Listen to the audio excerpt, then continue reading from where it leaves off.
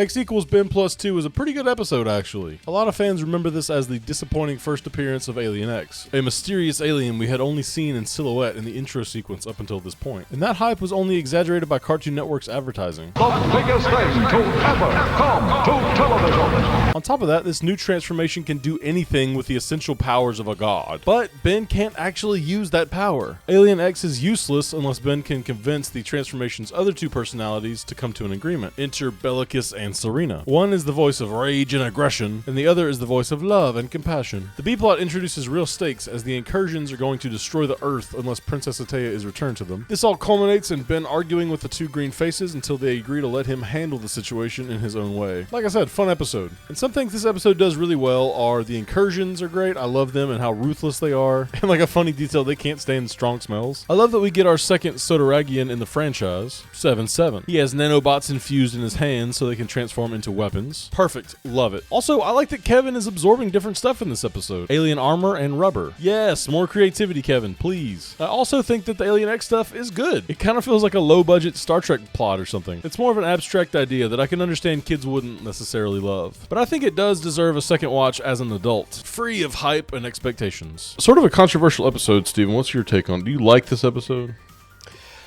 I liked the hype behind it until I watched it. That's interesting. I liked it all the way until it ended, and I was like, that's it?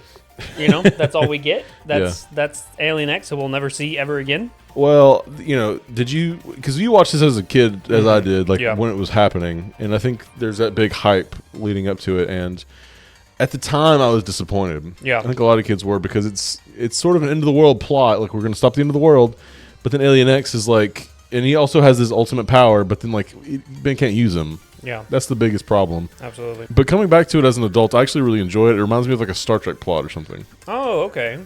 I guess I can see that. I mean, there are things to appreciate about this episode. Yeah. I still think Alien X kind of fell flat as a character. That doesn't even get redeemed really until Omniverse. And even in Omniverse, it's not terribly satisfying in my opinion. Yeah. Because it's like a very, like we get a full episode dedicated to Bellicus and Serena. Yeah. And how they're like so stubborn and hard-headed. And then in Omniverse, which I don't think you've seen yet, he just basically is like, let me take the control. You guys can argue and I'll take control and whatever. The whole point of them arguing is that they can do stuff with Alien X. Exactly. Interesting episode, though. Can't wait to dig into it. Yeah, I think it does a lot of stuff right. Like, I love the incursions. I love Taya. I like the whole double cross. Like, 7-7. 7-7's so much to like in this. Kevin gets some interesting transformations. Yep. The armor and the rubber. It's just, it's sort of forgettable outside of that stuff. Yeah. Anyway. But without further ado, my name is Steven. And my name is Hopper, and we are the Binge Warmers. Today we're looking at the episode X equals Ben plus 2. It's kind of a hard equation to keep. I've been messing it up the whole time. X equals Ben plus 2. Super excited to look into it. Last week's episode was the Plumber's Helpers with Manny and Helen. Wanted to highlight a comment from last episode. This one comes in from Matthew K122. Great episode, but I wish they brought back Tetrax in this episode so Max's force would reach by Tetrax if Max is not liable. Basically, they're saying Tetrax could lead a team, like we've been discussing, which I think we're all for, you know. Yeah. Tetrax leading like an old suite of Ben's aliens, essentially. And then we could have gotten a spin-off show. We could have had an Adventures in the Null Void. You know, who knows what big bad is hiding in the Null Void. You know what I mean? It's the Void. Yeah. Somehow Anima got in there. Yeah, exactly. It's like the Phantom Zone, you know, for villains. Yeah. You could have made so many cool villains that are like omnipotent, omniscient, but trapped in the Null Void, you know? You could have done like villains from other dimensions that got put in the Null Void. But yeah, we're going to start doing a comment highlight for each previous episode and the new episode, so be sure to leave us your comments down below and you may be the next one highlighted.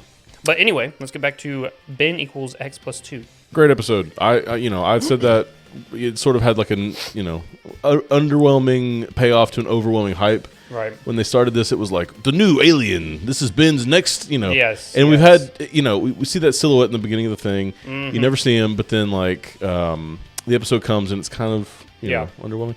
But it starts off strong, I think. Yeah. Because you get the whole episode is Ben arguing with Bellicus and Serena, and then the first thing that they say is Kevin wants to go to the auto show, and Gwen wants to go to the beach, but Ben is like, well, I don't know. We've kind of done the beach already. The beach, we have several beach episodes already out right now. Exactly. So they, they're already arguing Ben is trying to be the moderator. Yeah. And that sort of sets up the episode. Exactly. I think, too, what's really good is with the introduction of Alien X, you actually feel hopelessness from the crew. Yeah. Because they're all three in different situations, not one hero can really save everyone from the dam. You could probably do Big Chill, and maybe you get away with freezing the entire dam. I think you would. I think in any other circumstance, he would have done Big Chill. Yeah, but can he freeze an entire dam's worth of water before it does any damage? You know what I mean? Froze like a whole nuclear reactor, didn't he, that time? Yeah, but the thing is, with Kevin and the princess being right there, they run the risk of being frozen. I like the hopelessness of the scene when he throws Alien X, and then you get a little bit of foreshadowing after the fact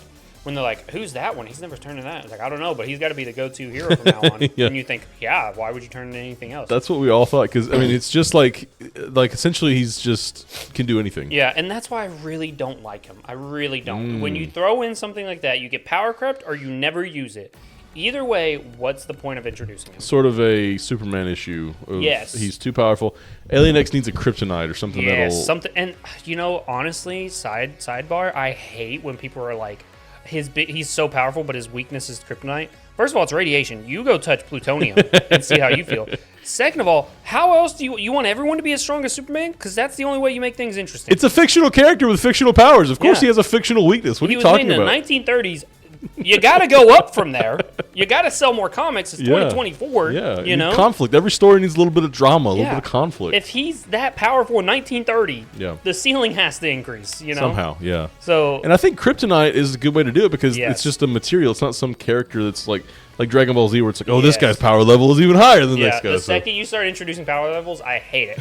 I like it because you're like, you can measure people's power. Yeah. But then you got to start raising power levels, and then it just gets ridiculous. That's the next part of Alien X's impact on the fan base is that Ben apparently solos anybody because he has Alien X on his team. Yes, but the whole point of Alien X is he can't use it. He can't use it. Exactly. And he even says at the end of this, he's like, all that power, but not worth the risk of having to be stuck and that's there. Why he couldn't solo anyone. And I like the arguments where especially with the Viltrumites. He's like, he could just turn into a Viltrumite. You haven't had the training of a Viltrumite. You're just like a baby, essentially, with the super strength. Well, no, he turns into the peak versions, doesn't he? What does a peak Viltrumite even look like? Exactly. Well, the same with Goku, though. You know what I mean? Yeah. You could be peak Goku, but you don't have... Well, Goku's different because, and I know I sound like one of those people. Goku's different because he actually trained, and he's a big part of his power set is the martial arts, not just his race. Yeah. I mean, he could turn into the big ape or whatever, I guess. Yeah, I mean, because Vegeta. Yeah. You could say Vegeta's peak, and Goku is actually an outlier from how he goes. He goes harder. Yeah, exactly. Like you could be Vegeta level maybe if you turned into a into a Saiyan, but you probably wouldn't be Goku level. Yeah.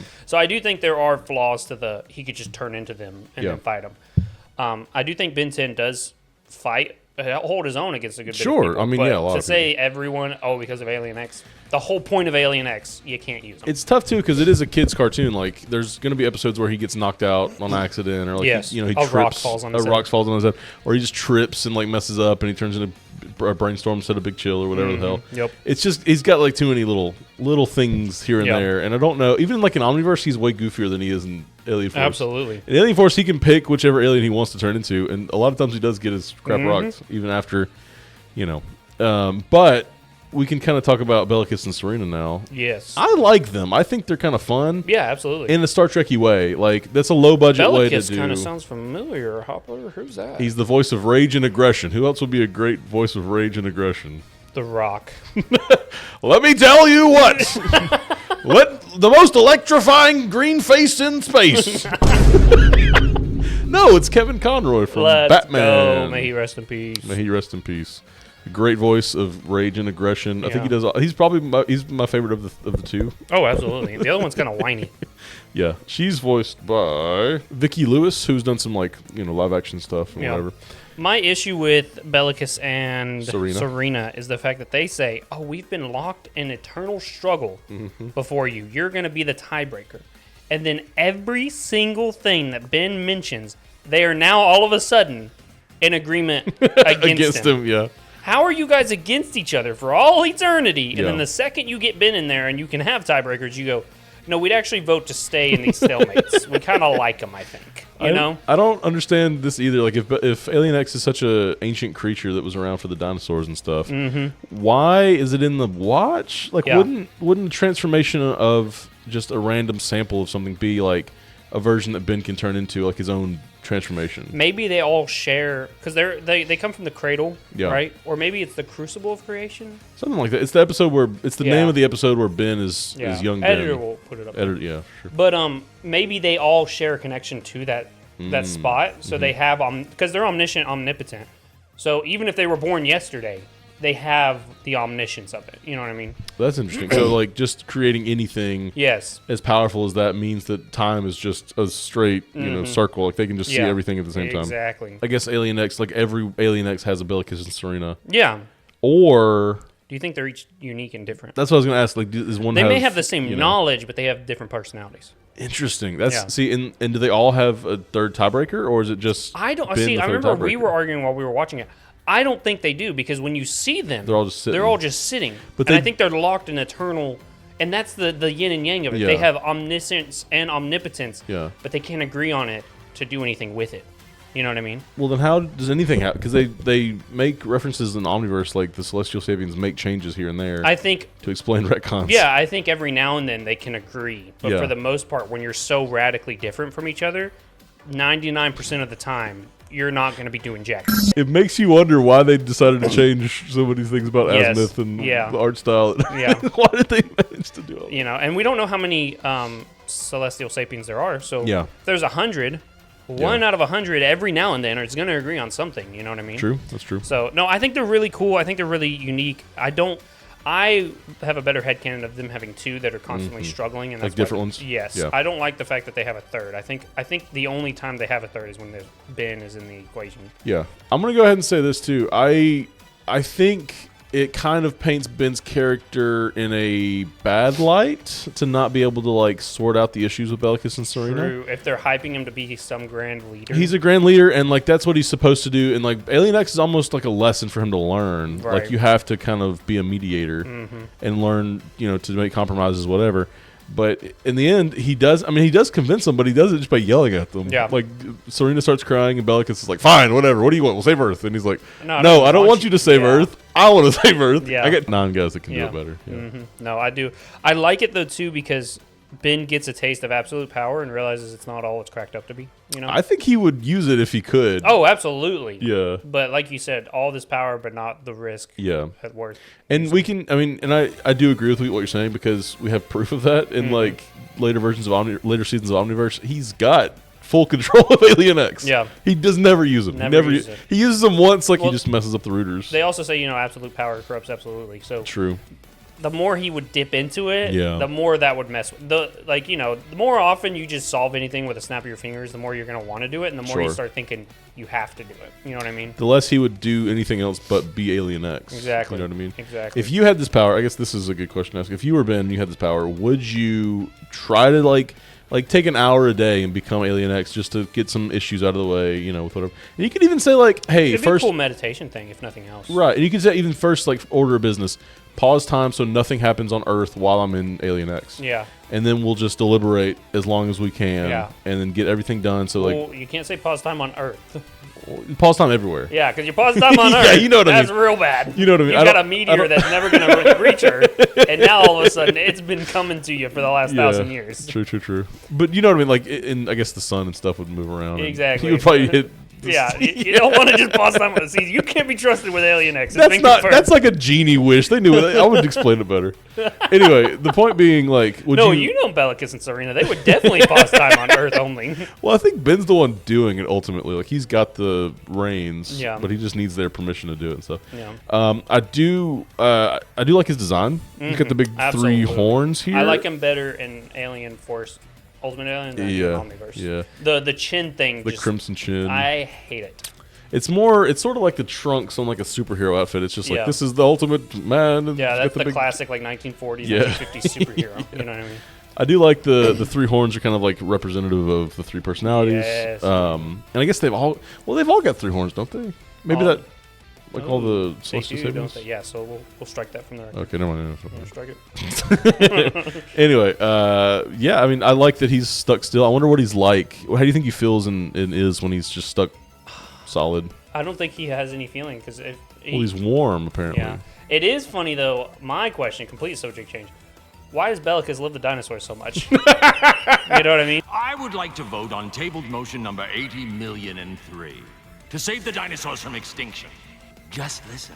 I'm sure I can win you over. Because they're rageful and they have aggression. That's true. That could be it. Maybe he saw a chicken and was like, who are your ancestors? I love the bit because he's like, oh, Bellicus wants him to live, and he goes, give me a minute. I'm sure I can convince you. He's like, I've actually been deliberating on this for quite some time. Yeah. That's great. Oh man, I love that. But yeah, I think the more interesting. I mean, this is interesting with Bellicus and Serena and Ben, but like ultimately the more interesting story is with Gwen, Kevin, and That's the what incursions. I was gonna say too. We got a little off. Well, we didn't get off topic, but everything but Alien X is way cooler in this episode than Alien X. You get 7/7. He's got like body transmogrifying like abilities, you know, so he's a little bit better than 6/6. He's 11 better. Yeah. He's the same race as 6/6, but far more dangerous. Yeah, 11 more dangerous. You've got Tara Strong. Yep, she's Ataya, and she's like overthrowing her own dad. You know, yeah. I love that. Well, it's funny too. Like they don't. I mean, I'm assuming someone paid to kidnap Ataya. Yeah. And then Emperor Milius says he would pay to get her back, pay the ransom. And then Ataya turns around after he's like already gonna pay the guy. He's like, Ataya says, I'll double it and give you more. So then she's working with 7/7 now. It's so skeevy and backstabbing. Like, I always the dad's assumed, okay with it too. He's like, that's my daughter. That's just how they are, you know. Oh, it's crazy. Funny. I love too. His assistant, him and Kevin go way back. Raph. Like, I supplied him for everything. You know what I mean? He's like, so we'll help him. I was like, well, no, he's just a work friend. We don't have to help him. Yeah. We can go to the car show. I like too that Ben like decides to help them before they get threatened. Like, Ben's they're all sitting there and Ben's like, we'll help them. And they're like, what? No, why? And then they get teleported up. It's like, oh, now we have to help. But Kevin's like, we don't have to do that. You know, I'm still wanting to. There's a Corvette over there. Well, dude, Kevin knows the danger he's in because like that's true too. The incursions blow up planets all the time. Apparently. Yeah. Also, why have the plumbers not put a stop to them? I don't know. I think they're normally in different parts of the galaxy. I don't think that they're part of the main whatever. But I think for whatever reason, Earth just got in the way, or wrong place, wrong place, wrong time. Exactly. Yeah.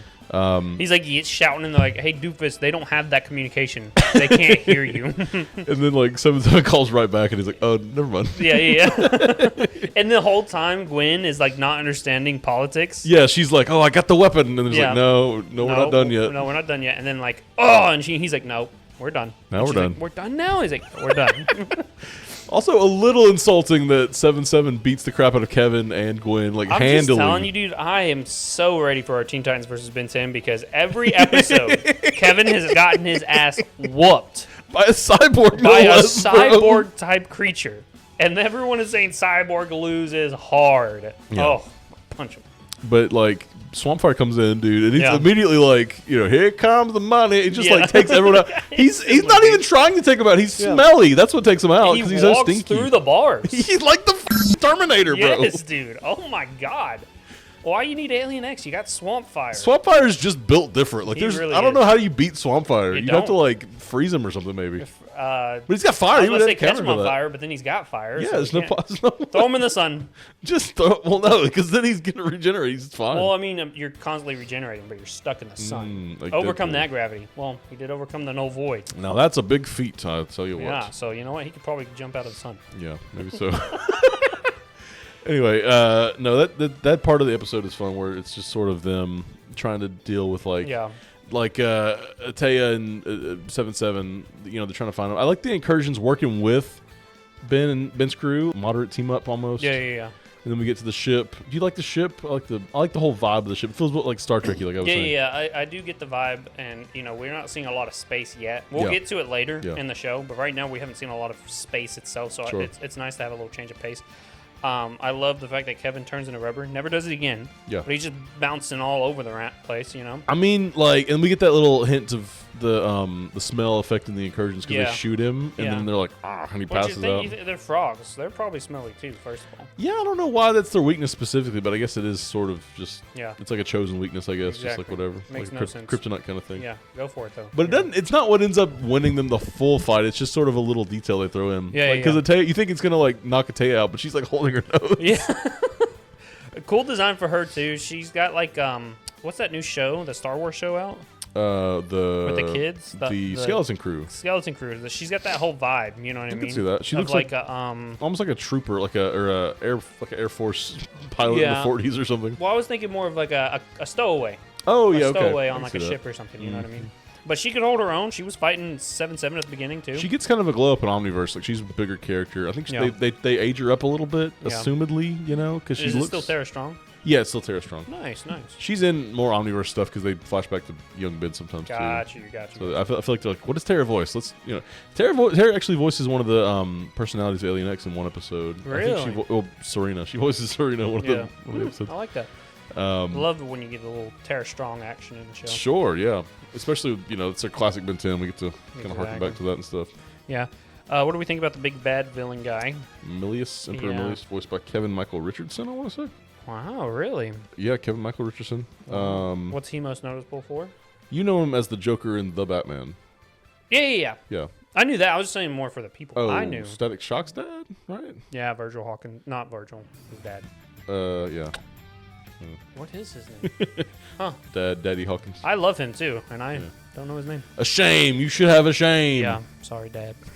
But no, yeah, great voice actor. Not you, Dad. Him, Dad. I like the kind of mafia vibe they're bringing to it. Yeah. Also, the first on-screen death in Ben 10. Right, and he accepts it. He's ready for it. Bro. Yeah. And I like how he's like, oh, I'll show him mercy by doing it quick. Yeah. Dude. And then when he's like, Raph, if you don't find my daughter, I'll show you mercy next. Yeah. I love too. He's got a button for everything. Yeah. It's like a little box. It's a box button for everything. He's probably got like a pocket full. You know what I mean? Oh, dude, yeah. This one brings me lunch. This one, reads me bedtime stories. This Yeah. one gives me my white noise. It's like the Trump Diet Coke button. Yes, put in the White House. Yes, Diet absolutely. Coke. I do kind of like the backstabbery in that, like, he kind of flip flops a lot. It makes him feel more like irrational. Yeah. Sort of like like a boss or like a someone who's not fit to rule, but he's ruling anyway. Yes. Like a mad tyrant. 100%. Yeah. Absolutely. Someone who's like an overgrown child, essentially. Yeah, that's how it feels because he blows up Pluto. Yeah. Fun little bit. They blew up Pluto. He's like, Pluto's not a planet, and the other one's like, it is a planet. And it was kind of weird phrasing on Ben's part. He goes, they blew up the planet Pluto. Yeah. Shut the hell It was up. just to throw that in there because people were still raw about it. I mean, people are still raw about it now. Yeah, there's a whole Rick and Morty episode about like they go to Pluto and there's Plutonian people. Yeah. They're trying to get Jerry to like convince everyone that Pluto is a planet now. Oh my god! So yeah, bad mad tyrant. Don't like him. Milius. I think they get their own art, the Frogs of War in Omniverse. Really? And I highly recommend it. I think it's probably one of the highlights of Omniverse, right below like the feedback, whatever stuff. The feedback stuff is interesting. Yeah, I like it a lot. It's good. But I would say the Frogs of War probably next, and then like maybe the Chronosapien stuff. There's a lot of lot to dig into the Omniverse. Yeah, for sure. Once they get their footing on what they want to do with it. Yeah, and I think it is kind of wild that there's better plot with the past Ben in Omniverse in the first season, in my opinion, than with the current Ben. Because current Ben's fighting like the hunter dude. Yeah, Kyber. Yeah, but the past Ben is like fighting a big bad of malware. You know what I mean? Malware's good. I think you can kind of tell. Obviously, there's a lot of respect for classic in that, but I think they just wanted to do more classic. Yeah. So it's part of the. Yeah. Anyway. But yeah, I think this is a fun fact. Derek J. White and Matt Wayne's favorite episode. Really? I guess they really liked, Yeah. And I think they like the more abstract sci-fi. Yeah. Instead of just like this is Star Wars all the time. He's a big Trekkie fan to begin. Yeah, and like Doctor Who and all this kind of like low budget sci-fi. I kind of want to watch Doctor Who myself. Yeah. And it got reawakened after seeing that episode with Paradox. With Paradox, you know what I mean? How about Gumball? Yeah, dude. I was just like, maybe I'll watch Doctor Who. I've watched anime that's longer, surely. Yeah, surely. Yeah, I think that wraps up this episode. What do you guys think about it? Like I said, comment down below, and we will have another comment from this episode in next week's episode. So maybe yours is the one that does it. Leave a like, subscribe, share it to all your friends, and let them know that we are the Binge Warmers, and we're talking about Ben 10. You can also you guys to come with us. Join the Discord. Yes, absolutely. We're hanging out in there. A lot of fun stuff there. We do live streams on the channel. Yep. Make sure to hit the notification bell to see when we do that. The noti! We did have a schedule, but I just, it's that time of the year. The holidays have really thrown that out of whack. We will get back onto a regular schedule. Yeah. I don't want to say it. No, I will be streaming next Wednesday, or the Wednesday that this comes out. So there will be that. So Noti Bell, baby. The Noti Bell. Also, we're done with season 1. How about that, man? Yeah, wraps up next week. will be season 2. So we're excited to see what the it's D and aliens have been cooking up. No, I think it's the Morningstar guy. Oh, is it really? It's either Morningstar or Albedo. I don't remember. Either way, thank you guys for supporting us through a full season. We've done all of season 1. We've done classic playlist in the comments and playlist in the bio. Yep. And, you know, Bio? Christmas will be next week. So Merry Christmas to everybody. Happy holidays to anyone who doesn't celebrate it. And we'll see you next week.